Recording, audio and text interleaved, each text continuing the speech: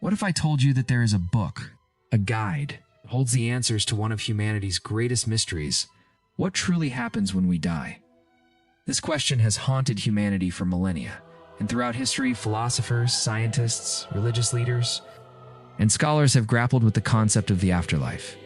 From the dawn of civilization, the mystery of what lies beyond the veil of death has been explored in countless texts, myths, and teachings. Today, we delve into one of the most fascinating ancient books. It's one that has captivated the imaginations of many, the Book of the Dead. But is this book just a religious document? Or does it contain something deeper, something more mysterious? Could it hold the key to understanding what happens when we die? Or is it merely a product of ancient mythologies? In this video, we explore the story behind the Book of the Dead, its significance in ancient Egyptian culture, and its connections to other ancient beliefs about the afterlife. Let's dive in. The Book of the Dead is one of the most famous and mysterious ancient texts in the world. But contrary to what you might think, it's not just a single book. Rather, it is a collection of spells, prayers, and instructions from ancient Egyptian religious texts, designed to assist the deceased in navigating the afterlife. The Book of the Dead was not meant to be read in the traditional sense, but instead it served as a tool for the deceased, guiding their spirit through the trials and tribulations of the underworld, a realm known as the Duat. This underworld was a dangerous place filled with challenges that would test the soul's purity, virtue, and readiness to enter the eternal realm of Osiris, the god of the afterlife. The Book of the Dead was placed in the tombs of the deceased. It's often written on papyrus scrolls, and it served as a safeguard against the dangers that awaited them after death.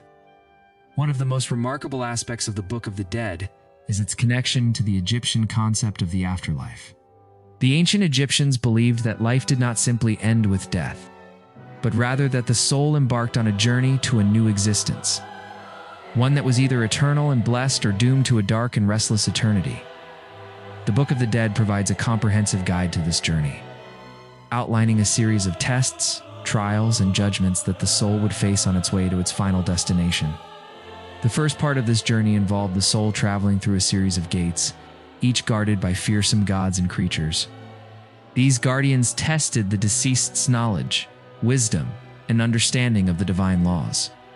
The journey was fraught with dangers, including the risk of being devoured by monstrous beasts or trapped in a limbo-like state. The Book of the Dead provided a set of prayers, spells, and incantations that would protect the soul and ensure it could safely pass through these dangerous gates. One of the most famous trials depicted in the Book of the Dead is the weighing of the heart of judgment that would determine the fate of the soul.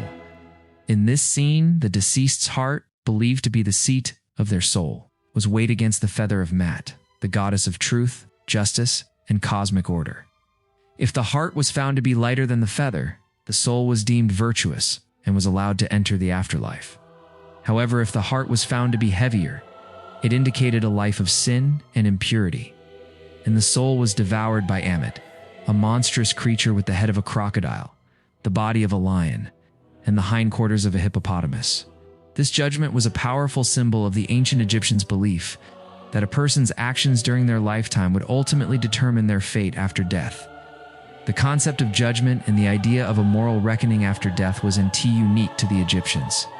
In fact, similar concepts of divine judgment and an afterlife can be found in many other ancient cultures. The Tibetan Book of the Dead, for instance, offers a completely different, yet equally fascinating perspective on death and the journey of the soul. In Tibetan Buddhism, death is seen not as an end, but as a transition that takes place in the bardo, a liminal state between death and rebirth. The Tibetan Book of the Dead provides instructions for navigating the bardo, which is filled with both benevolent and malevolent beings. These beings, according to the text, play a crucial role in guiding the deceased soul either toward rebirth or spiritual liberation. Unlike the Egyptian judgment, the Tibetan path is more about spiritual awareness and preparation, and it offers techniques to recognize the illusions that may hinder the soul's progress. Another fascinating comparison can be found in the Christian Book of Revelation and the descriptions of the afterlife in the Quran. Both of these religious texts emphasize the importance of moral conduct in life and describe a final judgment where the soul is either rewarded with eternal paradise or condemned to eternal suffering. The book of Revelation presents a vivid picture of the end times, where the dead are resurrected and judged by Christ, while the Quran outlines the day of judgment, where each soul's deeds are weighed and eternal destiny is decided. Despite the differences in religious and cultural beliefs, one striking similarity is the notion that the afterlife is a continuation of the soul's journey, one that is determined by how the individual lived their life.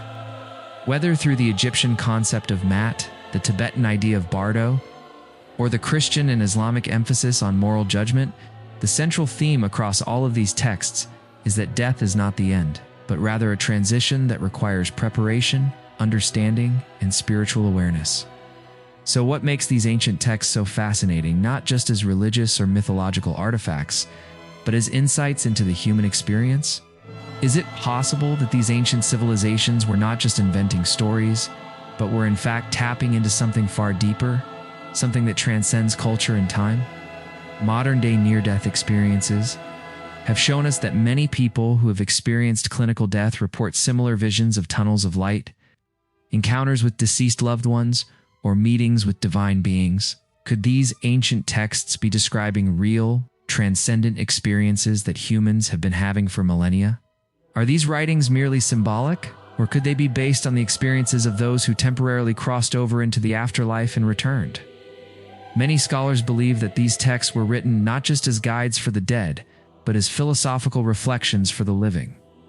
The Book of the Dead, the Tibetan Book of the Dead, and other similar texts encouraged people to live with virtue, justice, and awareness, not only to ensure a peaceful afterlife, but to reflect on the transient nature of life itself.